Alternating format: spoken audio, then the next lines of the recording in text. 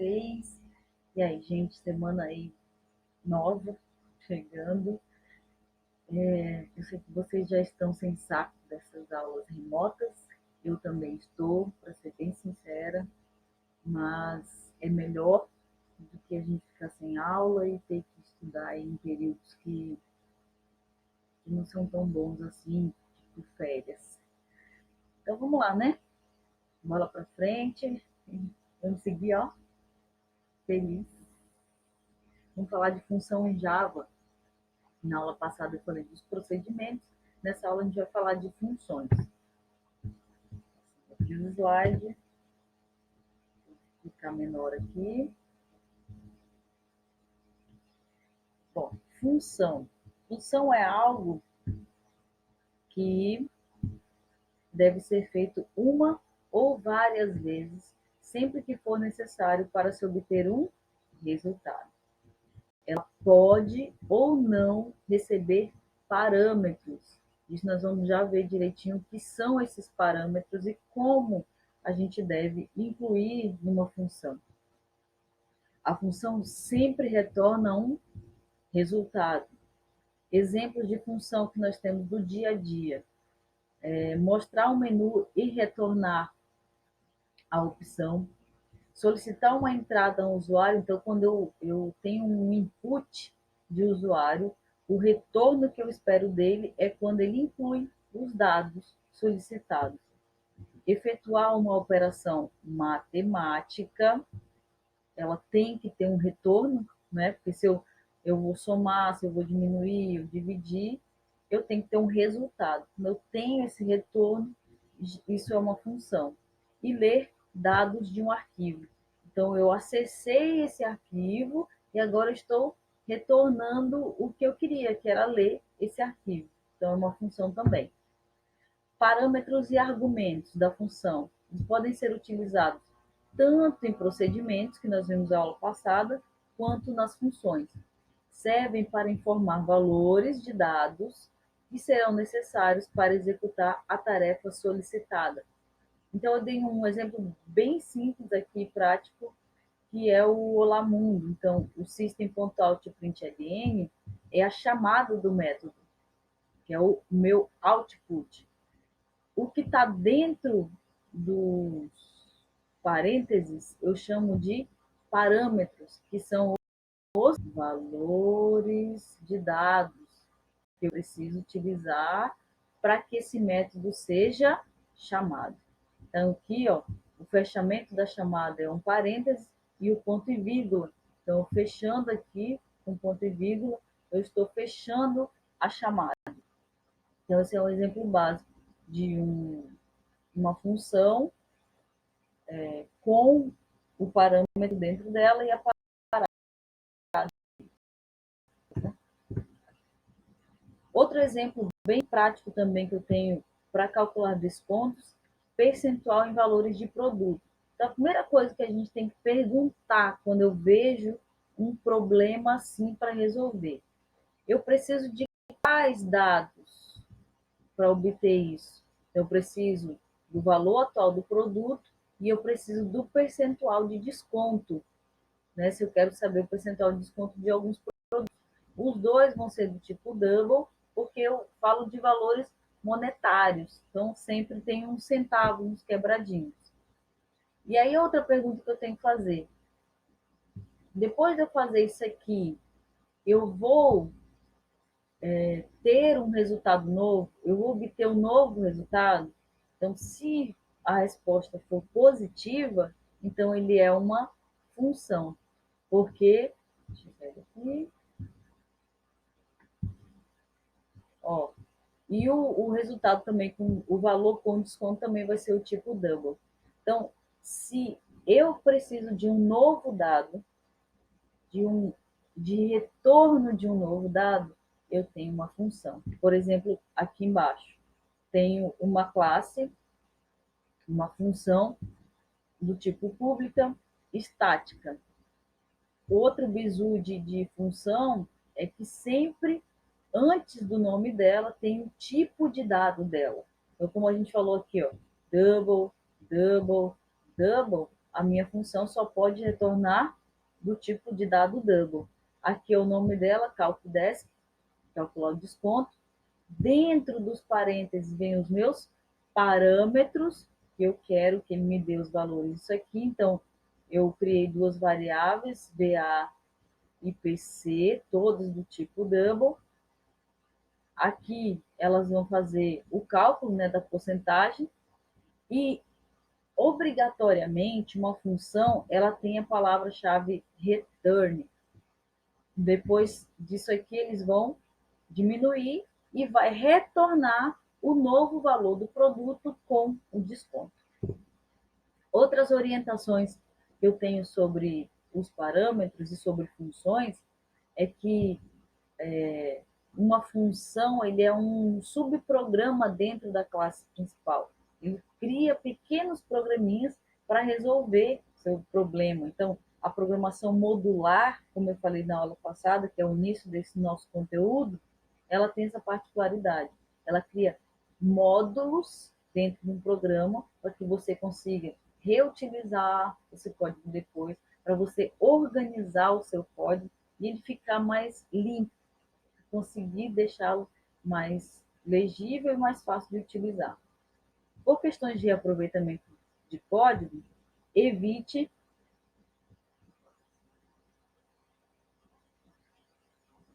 desculpa, estou gravando essa aula bem tarde, efetuar entrada e saída de dados dentro dos procedimentos e funções. Então, o que seria essa entrada e saída de dados? Entrada é o input, pedir para o usuário digitar alguma coisa. E saída é o output, o system.out.println, dentro de funções. Teve um aluno que veio falar comigo e ele mostrou um código na semana passada e tinha lá uma entrada de dados. E eu até expliquei para ele que não teria essa entrada de dados por conta de ser uma função. Então, evite, tá aqui, ó, evite efetuar a entrada e saída de dados. Mas, claro, se for inevitável e o seu código pedir, o seu problema pedir, claro que vai ter que ter. Então, passe os dados necessários através de parâmetros, eu falei, e receba o resultado pelo retorno, que é justamente a nossa palavra principal, ou palavra-chave. Lembre-se que ao terminar a execução de procedimento ou função, o seu programa irá continuar a partir do ponto onde havia efetuado a chamada do código, da função. Método. Na aula passada, também falei da programação modular, que tem três tipos, né? O procedimento, a função e o método. O método é o mesmo que o procedimento ou função. O detalhe é que um método é o nome dado para um destes quando estamos programando classes em orientação a objetos. E vocês vão ver isso na disciplina de programação orientada a objetos. Então, aqui nós vamos falar dos procedimentos das funções estruturados. Lá em programação orientada a objetos, que vocês vão ver que função, quando entra para orientação a objetos e procedimento, ele vira método. Só que aí vocês vão ver isso em PO, certo? Então vamos para os nossos exemplos. Deixa eu abrir aqui. Deixa eu ver se eu sair da tela. Esqueci. Vamos aqui para os nossos exemplos. Eu vou utilizar a mesma classe que nós usamos na aula passada, que é exibir notas e médias dos alunos, que tinha uma matriz com 15 posições de alunos, ele gerava uma nota aleatória com a biblioteca random, e ele tinha duas colunas. Então, e ele mostrava ali o resultado das notas dos alunos com o número de matrícula. Fizemos um procedimento, né, com o void, onde ele não retornava valor, e agora eu vou usar o mesmo código da aula passada, só que agora criando uma função que retorna valor. Perceba que a função eu vou inserir aqui, ó, antes do método principal da classe. Antes do método principal da classe, que é o public static void main, certo? Então, percebam que a gente faz isso.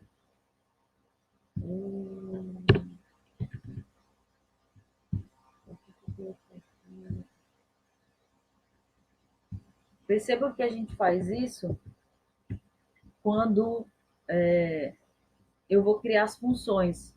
Então, aqui, ó, eu já criei aqui em cima uma função public static. O tipo dela é float, porque eu vou calcular a média. Vou fazer uma função simples de calcular a média.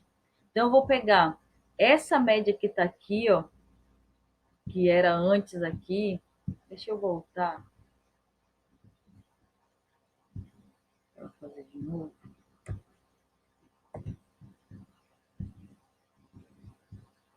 Não vou confundir a cabeça de vocês. Aqui vou acordar. Pronto. Eu vou fazer novamente. Então, depois, eu vou inserir a minha função depois do nosso procedimento aqui, ó, exibir notas e médias. Eu vou vir aqui o public static. Como eu quero encontrar a média, né, deles, eu vou utilizar, então, o tipo de dado de média, da minha variável média, é o tipo float. Então, eu dou o tipo de dado e o nome da função, que vai ser calcular média. Dentro dos parênteses, eu vou dizer qual é, de onde eu quero tirar esses valores. Vai ser da matriz dos alunos. Da matriz dos alunos. Pronto. E aí agora, percebe que ele fica com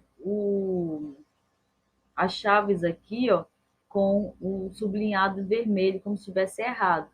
Porque ele já percebeu que eu criei uma função que exige a palavra return, que exige o retorno de algum valor disso daqui. Então, eu vou inserir aqui return e vou chamar, vou pegar esse cálculo aqui da média, que eu falei, deixa eu tirar essa aqui. Vou pegar esse cálculo daqui, que está na linha 32.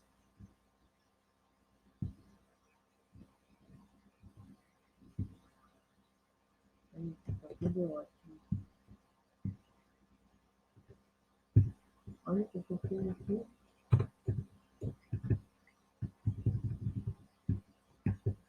Eu vou cortar esse coisa daqui, vou colar aqui, vou colar aqui em cima, e aqui onde eu estou pedindo a média, ao invés de eu digitar aqui o valor, eu vou agora chamar a minha função que eu criei aqui em cima. Que eu já chamo a função. Dentro dos parênteses aqui da função, eu vou colocar a variável que eu estou pedindo lá, aqui, que ele vai retornar o quê? Qual é o parâmetro de onde você quer esse resultado? Do aluno, certo? Vou salvar aqui, vou dar um Shift F6 para rodar. Ele vai executar do mesmo jeitinho que ele executou na aula anterior que você viu o procedimento. Só que agora eu tenho tanto um procedimento que não tem retorno, quanto uma função que tem um retorno dentro da minha classe, funções. Posso atribuir mais coisas, eu posso diminuir, eu posso criar mais classes não, mais funções aqui. Para tirar tudo isso daqui, eu posso criar uma função, levar tudo lá para cima e dentro do meu código eu só chamar essa função aqui para baixo, certo? Vou mostrar um outro exemplo para vocês. Vou criar uma nova classe aqui. E ela vai chamar função. Deixa eu apagar isso aqui que eu não gosto.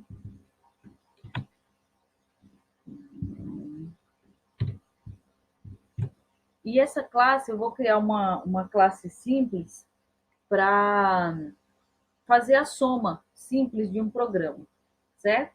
Então, eu vou criar o nosso public static void main, que é o método principal. Vou criar um output, só para dizer o programa para uma soma simples. Vou criar as variáveis, vai ser termo 1, que vai receber o valor 2. Termo 2 vai receber o valor 3. E resultado, ele vai somar esses dois números e vai dar o resultado. O resultado inicial, o valor dele vai ser 0. 0. E aqui eu vou pedir para ele mostrar uma mensagem. Este é o resultado antes da alteração. Só para a gente ter uma noção de como ele muda, como ele chama a função. Esse barra N aqui, pessoal, é para ele pular uma linha, tá? Mostrar o resultado embaixo. Aí ele vai chamar a variável resultado. Pronto. Fora desse bloco aqui, eu vou criar a minha função aqui embaixo agora. Static. Ela vai ser do tipo inteiro, porque eu quero fazer uma soma. E o nome dela vai ser somar. Bem simples. Dentro dos parênteses, eu vou inserir os parâmetros da minha função. Serão 3 variáveis, que é o primeiro termo,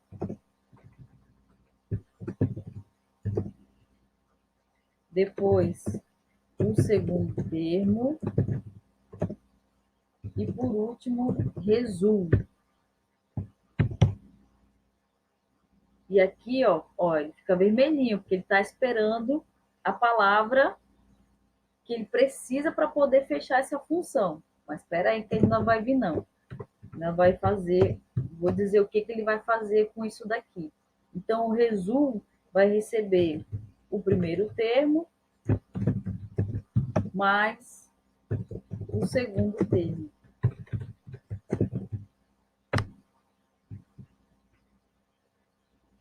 Mudou.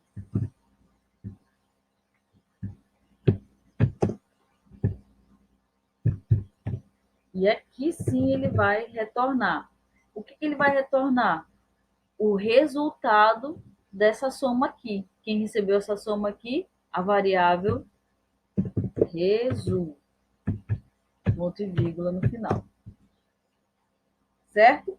Aí agora aqui em cima, dentro desse bloco aqui continuando, eu vou chamar essa função que eu criei aqui embaixo na linha 15. Deixa eu fechar isso aqui para ficar melhor a visualização.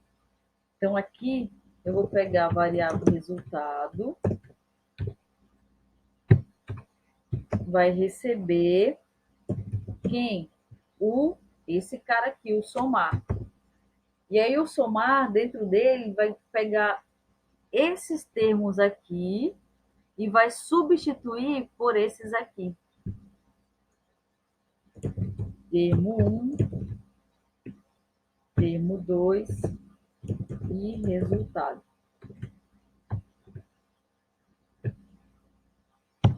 Depois que ele fizer isso, ele vai mostrar na tela.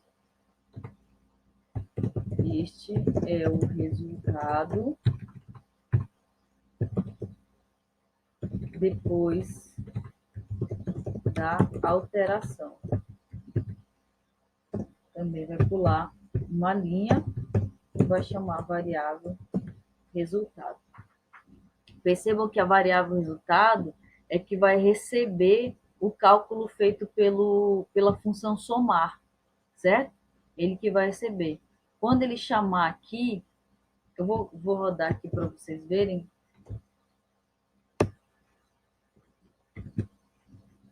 Ó, então, primeiro ele mostra essa frase, programa simples de soma. Aí ele vai receber os valores das variáveis, depois ele imprime o primeiro valor. Este é o resultado antes da alteração. Então, ele está mostrando quem? Resultado. Resultado, qual é o valor inicial dele? 0. Depois que ele vem para cá, resultado recebe somar. Opa, ele está chamando a função somar.